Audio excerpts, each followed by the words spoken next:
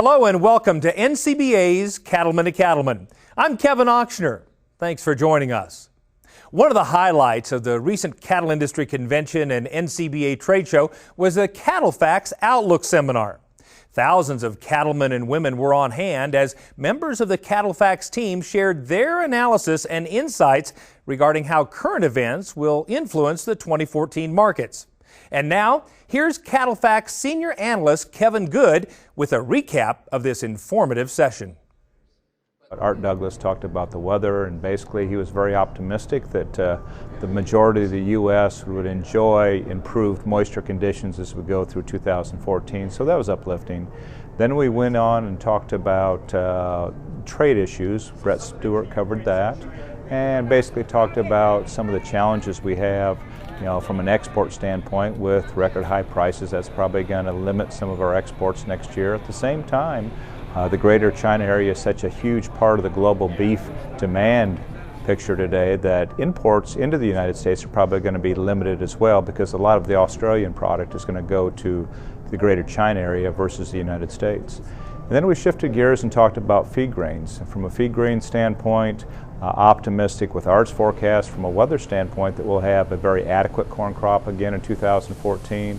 They'll build those stocks as we go into the latter part of this year. So we think that grain values will probably decline slightly as we go through 2014.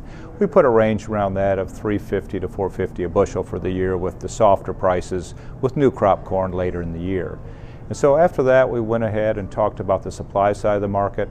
Supply side very bullish. As we think about it, we're in the midst of going from liquidation to expansion, and with that we're going to take out about 1 million head of cows out of the harvest mix over the next 2 years combined. Same time, we'll take about 1.2 million head of fed steer and heifers out of the slaughter mix over the next 2 years too. So you boil that down to a per capita beef supply situation, it's going to be down about 4.5% this year, which is about 2.5 pounds, and will probably decline another 2 pounds next year in 2015. So the supply side of the market, very friendly. Then we covered demand issues, and from a demand issue, we looked at retail beef demand as gauged by consumption or quantity times price. Actually, was higher in 2013. We think that could be the same in 2014.